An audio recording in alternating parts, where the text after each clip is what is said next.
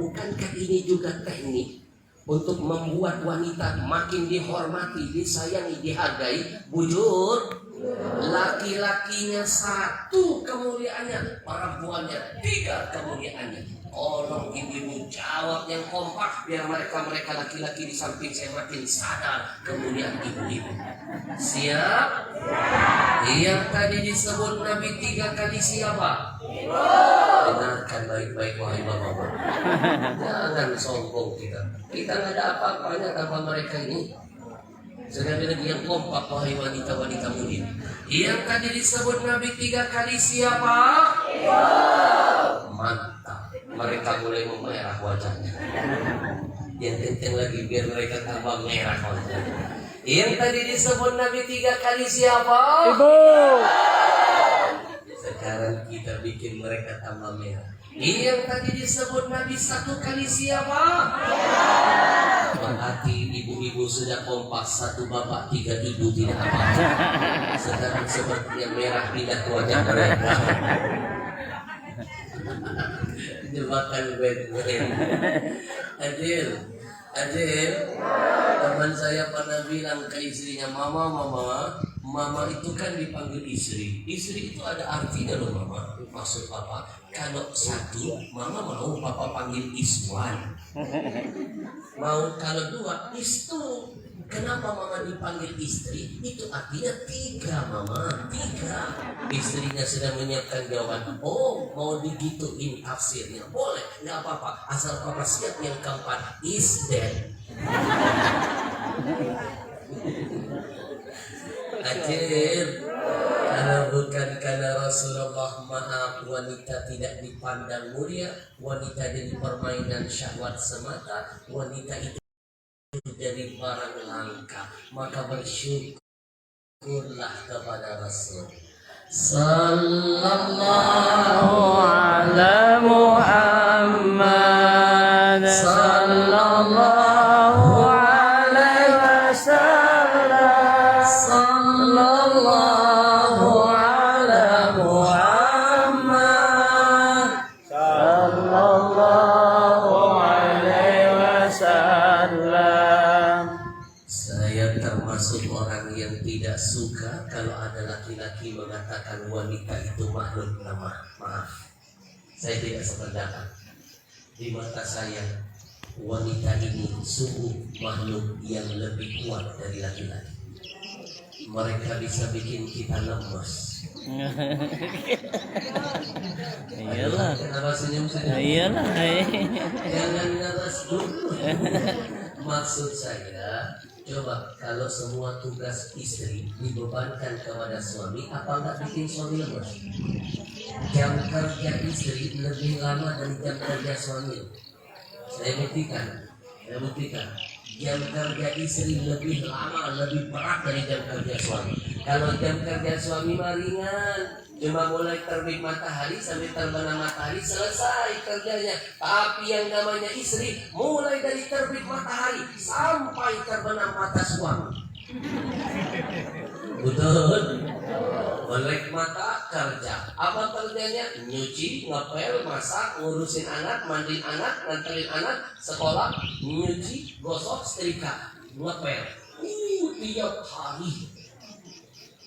Mulai dari melek mata sampai tutup mata. Pagi kerja, siang kerja, sore kerja, malam dikerjain. Betul.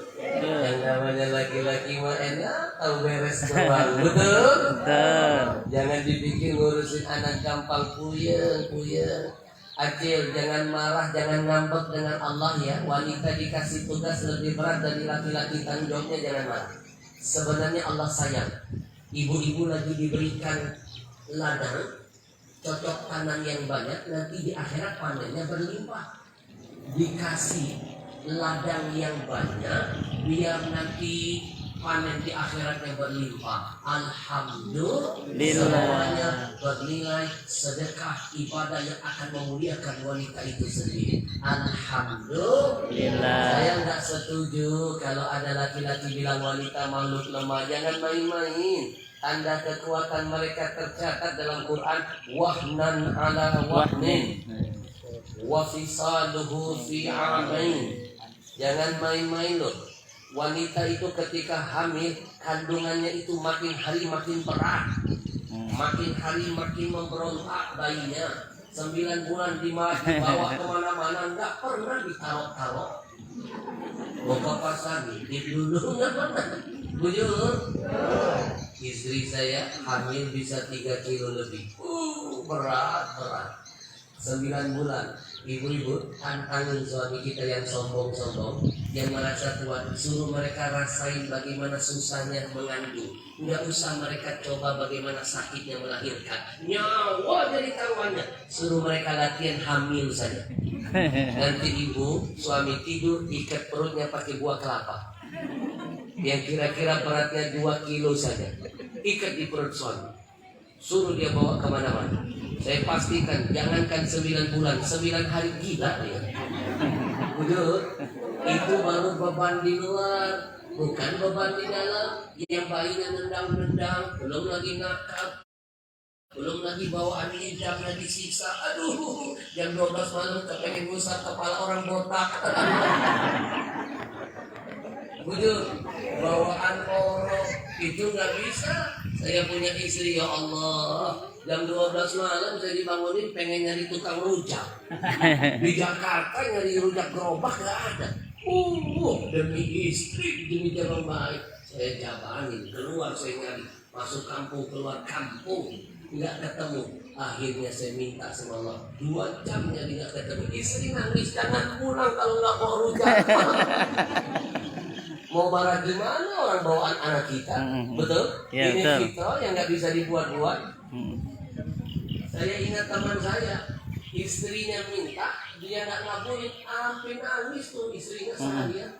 Luka hatinya. Saya tongkrongin sambil saya tawasul sama Rasulullah, ya Allah, saya ingin melatih diri saya dan kesabaran saya, ya Allah. Kalau memang ya Allah ada kebaikan yang bisa saya hantarkan buat istri saya dengan kemuliaan Nabi Muhammad, tolong hadirkan ya Allah tukang rujak jam 2 pagi. Tiba-tiba lewat di depan mata saya. Memang luar biasa tawasul sama Rasulullah. Tukang rujak pulang bawa gerobak mau masuk ke kampung. Saya bilang, Bang, rujak betul ya? Sudah ada rujak habis nih. Waduh, mana ya Pak? Saya 2 jam nongkrong di sini Bang, nyari-nyari nggak ketemu. Begitu ketemu udah habis. Saya bisa nggak boleh pulang nih Bang? Boleh nggak Bang? Oh tenang Bib, ada stok di rumah. Habib ke rumah saya, berkah saya hari ini dapat tamu seperti Habib. Tapi foto-foto ya Bib.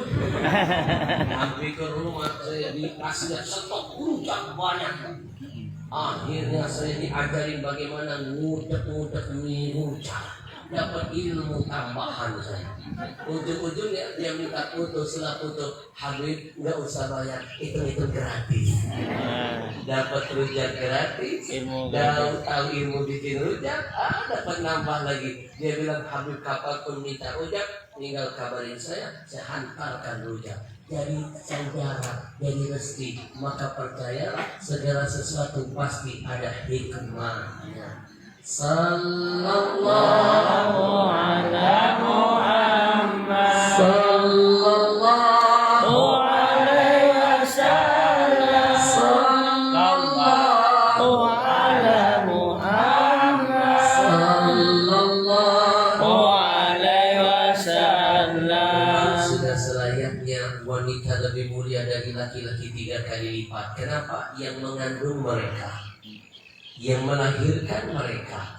Bapak Ibu, mohon maaf bapak-bapak, jangan main-main bicara melahirkan depan mata. Saya pernah lihat bayi saya brojol, saya batalkan semua jadwal ceramah. Saya ingin melihat proses perjuangan seorang wanita biar makin membuat saya hormat dengan ibunda saya. Karena mohon maaf, banyak sekali anak lupa dengan kacang, lupa dengan kulitnya. Kalau ibu ngeden, keluar anak. Coba anak ngeden, apa bisa keluar ibu? Ini agak-agak bikin nyengir, tapi nyuruh mikir sebenarnya. Ini ketawa sufi, nyengir, nyuruh mikir. Ibu ngeden, keluar anak. Anak ngeden, keluar apa? Nggak usah dibahas. Bujur, hadir. Berapa banyak anak durhaka begitu melihat istrinya melahirkan meraung-raung menangis di pusara kuburan ibunya, baru menyesal ketika ibunya masih hidup tidak sempat berbakti kepadanya. Bujur, itu sebabnya saya menulis buku ini. Hadir, nanti dapatkan buku ini, beli dari Ustaz Hasanuddin. Ini dijamin buku ini tidak akan bisa dibeli di toko-toko bangunan, kecuali di tempat-tempat saya tausiah. Keren bukunya, bikin anak kita makin sadar dengan kebodohannya. Suruh mereka baca, biar mereka tahu kesalahannya, mencari surga yang jauh lupa dengan yang dekat. Jangan main-main loh. Saya menulis buku ini tahu berapa lama? 3 tahun setengah. Nulisnya sambil nangis-nangis. Saya nulis buku ini sambil nangis-nangis. Saya pastikan kalau baca bukunya, nangis terseduh-seduh, ingat dosa dengan ayah ibu. Buku ini bawa berkah luar biasa. Satu hari saya buktikan keberkahannya. Saya lagi tabligh akbar di satu kampung. Jamaah yang hadir ribuan orang, hidup semuanya. Iyalah. Ada yang salah menurut saya. Soalnya saya pernah ceramah di kuburan. Orang mati semua saya ceramah. Saya pernah ceramah di kuburan. Ketika dulu saya masih di pondok, dihukum oleh guru saya ceramah di kuburan jam 12 malam. Jam 12 malam ceramah di kuburan. Gara-gara saya pernah minggat dari pesantren. Minggatnya pun menurut saya minggat hasanah. Saya minggat karena ingin mendengarkan idola saya, Kiai Haji Zainuddin MZ. Itu tahun 89-an. Zainuddin MZ lagi naik daun, lagi luar biasanya, dari 1 juta umat, lagi mudah-mudahnya, nggak ada tandingannya. Bahkan sampai sekarang kalau jujur tidak saya temukan retorika yang terindah dari semua muballigh yang ada di Indonesia seindah retorika Kiai Haji Zainuddin MZ. Permainan katanya luar biasa, humornya sangat mendidik dan segar, betul? Sampai kapanpun nggak jenuh mendengarnya. Setiap kaset diputarkan, walaupun puluhan tahun sudah kajiannya, tetap terasa ringan, enak, dan menyentuh hati. Bujur, itu luar biasa. Memang sudah layak diberikan gelar profesor retorika. Takbir. Allah balas kemuliaan beliau di alam bangsa. Acil, saya idola banget dengan beliau. Idola banget. Saya minggat bela-bela untuk dengar tausiah beliau. Akhirnya saya ketangkep basah satpam, dikurung di penjara pesantren, dikasih hukuman, disuruh ceramah di kuburan. Jam 12 malam sendirian dilepas di tengah-tengah kuburan. Guru saya berdiri di pinggir jalan, saya diletakkan di tengah kuburan. Sebelumnya diceritakan, kuburan di depan kamu ini tanah masih segar, preman baru dibacok, mati suul Fatimah ada di depannya. Sekarang kamu berdiri ceramah di sini. Ibu kebayang nggak perasaan saya? Udah pasti kencing di jalan. Gemetar, untung nggak kesurupan.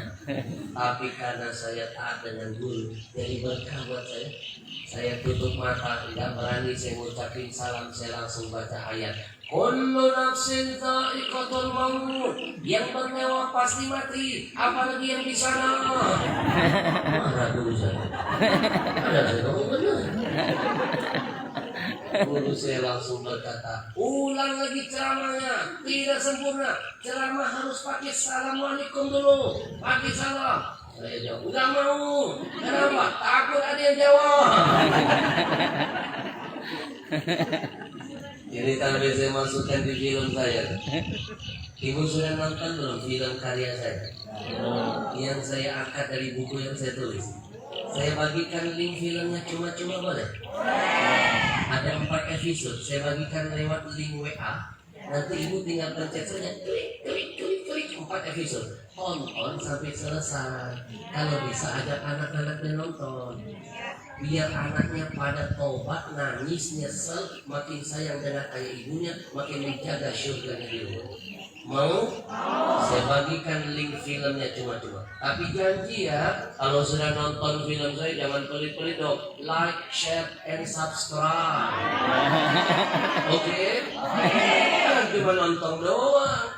Ibu, kalau kita nggak bisa membuat film, paling nggak kita memberikan penghargaan kepada film yang sudah ditonton. Kalau nggak bisa, bikin jadi ustadz, nggak bisa jadi ustadz. Paling nggak setiap ceramah ustadz like, share, pahalanya sama seperti orang yang melakukan kebaikan. Nanti share dengan grup-grup yang ada di handphone. Makin banyak orang sadar, makin besar pahala ibu yang sudah menyadarkan.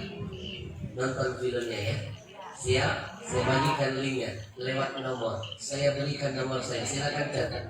Mau nomor handphone apa nomor rekening? Tapi ganti ya. Kalau sudah nyatat nomor saya, WA saya, langsung kirim WA. Ketik, Assalamualaikum Habib Al-Habsyi. Kami pengajian tadi siang buntok. Tolong dong kirimin link film dakwahnya. Sebutkan buntok, saya bikin grup buntok. Nanti hikmahnya apa? Jarak kita jauh, saya pulang ke Jakarta, hati kita selalu dekat. Nanti kita jadikan nomor ini ajang diskusi. Kalau ibu-ibu mau tanya tentang agama, kirim WA, saya hadirkan jawabannya. Kalau ada keluarga yang sakit atau punya hajat, kirim informasi. Habib doain dong, keluarga saya lagi sakit, kirim namanya. Siapa tahu saya lagi seperti tausiah. Saya baca, saya ajak jamaah kirim Fatihah dulu buat menghantarkan kemaslahatan kesembuhan buat yang sakit. Kan jadi berkah. Kita nggak tahu loh dari mulut siapa amin itu diijabah. Betul? Mungkin dari mulut orang yang kecil tapi dia besar di sisi Allah. Atau dari mulut orang miskin tapi dia kaya di hadapan Allah. Atau dari mulut orang yang jelek di depan kita tapi dia indah di hadapan Allah Tuhannya. Betul? Banyak manfaatnya. Nanti saya ajak bergabung di grup WA saya. Saya kirimkan pelajaran-pelajaran berharga. Saya kirim video-video tausiah singkat lainnya. Siap? Dan tidak sedikit loh pertanyaan ibu-ibu jadi materi yang saya bikin dalam YouTube. Nanti ilmu buat yang lainnya. Insya Allah. Baik, nanti silakan catat. Tapi kalau sudah tahu nomor saya hanya boleh WA. No miss call, no video call. Karena sering kali jam 3 subuh nenek-nenek ngajak video call. Silakan catat nomornya 0853 0853 2729 2729 lagi nomor cantik 0853 2729 2729. Jangan lupa kirim WA tulis buntok biar nanti masuk grup buntok 0853 2729 2729. Alhamdulillah. Sallallahu ala Muhammad sallallahu alaihi wasallam. Sallallahu ala Muhammad sallallahu alaihi wasallam. Ibu, saya pernah ceramah di satu kampung yang datang ribuan orang hidup semua. Tiba-tiba saya terharu, Ustaz, lagi ceramah nampak di depan preman. Diam-diam rambut gondrong, badan penuh tato, duduk mendengarkan ceramah saya. Saya terharu, saya panggil preman itu maju ke depan. Saya hadiahkan buku karangan saya ini. Apa yang terjadi? Masya Allah, belum dia baca, sudah menangis meraung-raung preman itu. Belum dibaca, baru dia pegang buku saya. Seperti kesetrum, menangis dia. Saya tanya dia, abang, kenapa abang menangis? Ternyata dia menangis karena nggak bisa baca. Malunya. Saya sudah GR. Adil, nanti hadiahkan buku ini kepada anak-anak yang dicinta. Niatkan jadi wasilah hidayah. Karena buat apa punya harta berlimpah, anak tidak ada yang jadi soleh dan solehah. Lebih baik kita tidak punya apa-apa, asal anak kita jadi soleh dan solehah. Insya Allah.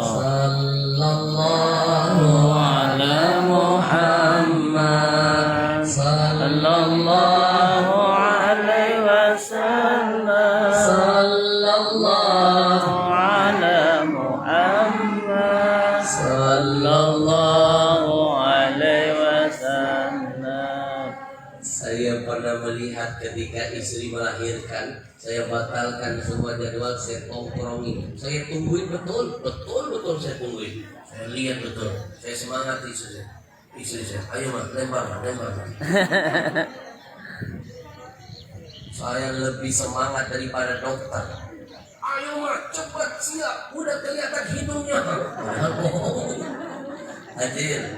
Hadir, semangat istri. Begitu keluar menangis saya, Pak. Ya Allah, benar-benar kebangetan kalau ada orang durhaka dengan ibunya. Seorang ibu berani mati ketika melahirkan 10 orang anaknya, tapi 10 anak belum tentu siap mati demi seorang ibunya. Tetesan darah, tetesan satu teriakan rasa sakit tidak akan bisa dibayar walaupun dengan nyawa sekalipun. Wujud ajib. Maka pantas durhaka kepada orang tua itu adalah termasuk dosa besar.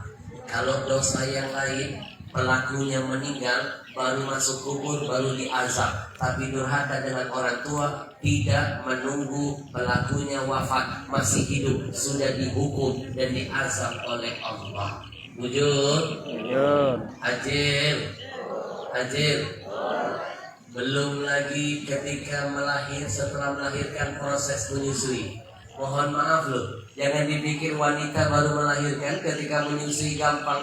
Saya melihat depan mata, perih, sakit. Proses susu pertama keluar sakit, perih. Betul? Begitu anak sudah mau ditaruhkan, itu menangis istri saya sakit. Abu ya nggak sanggup Bu ya, beliin susu kaleng saja. Saya kesian, akhirnya saya beli susu kaleng. Dalam perjalanan saya tetap menyemangati istri saya. Istriku, berjuanglah. 1 tetes susu yang kau berikan kepada anakmu nilainya sedekah. Mendengar itu istri saya semangat, langsung menyuruh saya batalin beli susu kaleng. Abu ya pulang, jangan beli susu kaleng, bantu saya mengeluarkan susunya. Jangan sukusan dulu, bantu menyemangati.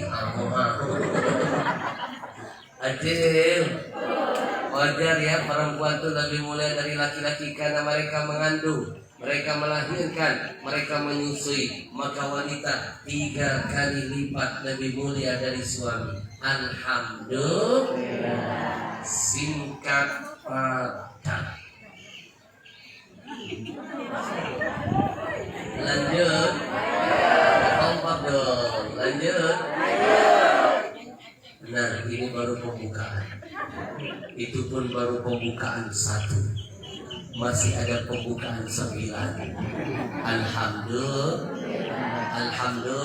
Saya ngerasain loh, baru kali ini istri saya nggak nemenin saya berdakwah. Baru kali ini dibuntok. Selama ini nemenin saya kemana saja saya pergi, ke pelosok-pelosok, istri selalu menjadi pendamping saya. Saya bersyukur betul, istri saya, Allah hadirkan saya istri yang siap susah senang dengan saya. Karena mohon maaf, tidak sedikit ada istri yang hanya mau senangnya saja, tapi tidak mau susahnya. Betul Pak? Kenapa nggak mau jawab? Betul. Baru kali ini istri saya tidak ikut. Mohon doanya, mudah-mudahan diberikan kesehatan karena lagi sakit. Saya merasakan betul ada yang hilang dalam perjalanan dakwah saya. Biasanya lagi capek-capek begini, pulang di hotel sudah ada istri, bercanda, senyum, makan bersama, hilang semuanya. Memang betul wanita itu pelengkap hidup kita. Alhamdulillah.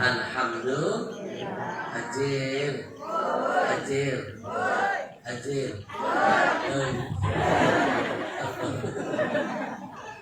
Istri saya lebih tua dari saya. Mohon maaf. Dulu ketika saya berpoligami, saya dihujat.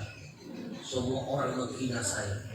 Tidak satu kata pun saya jawab di infotainment.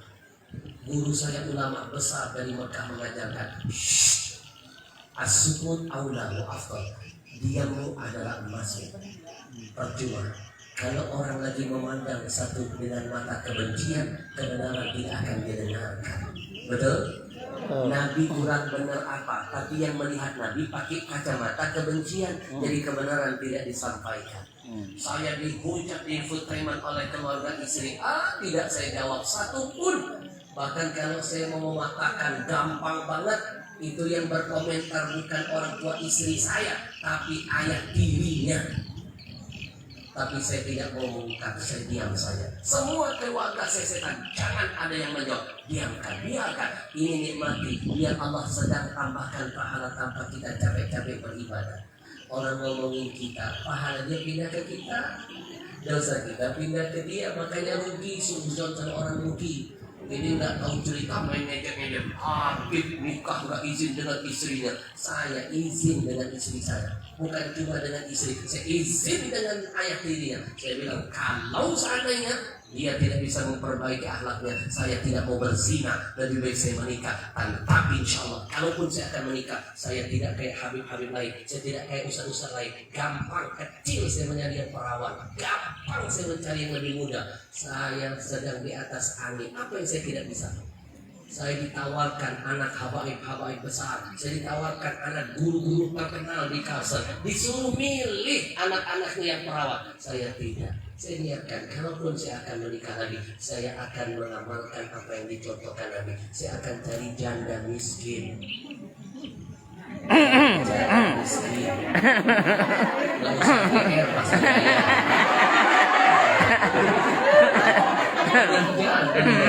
Ada yang iseng-isengnya.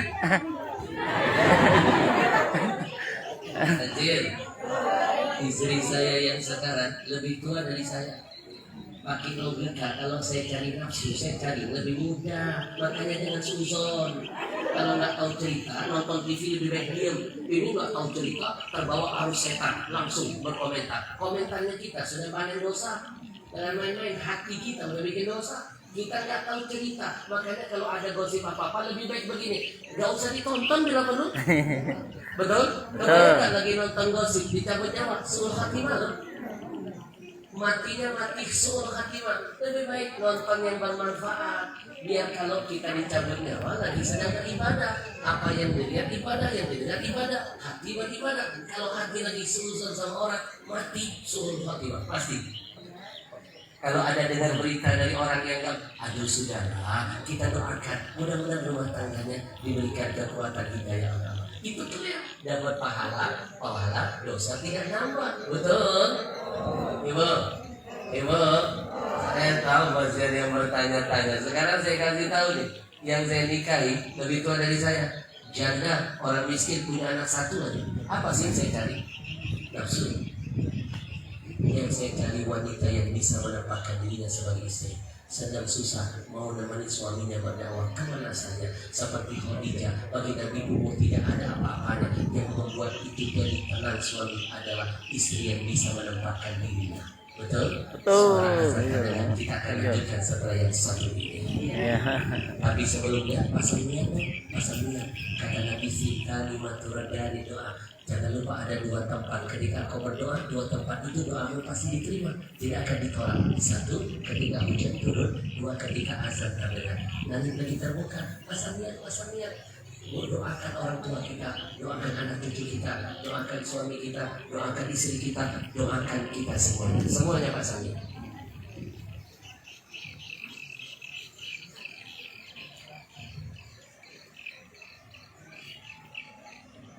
Terima kasih telah menonton. Semoga bermanfaat. Jangan lupa subscribe, like, komen, dan share.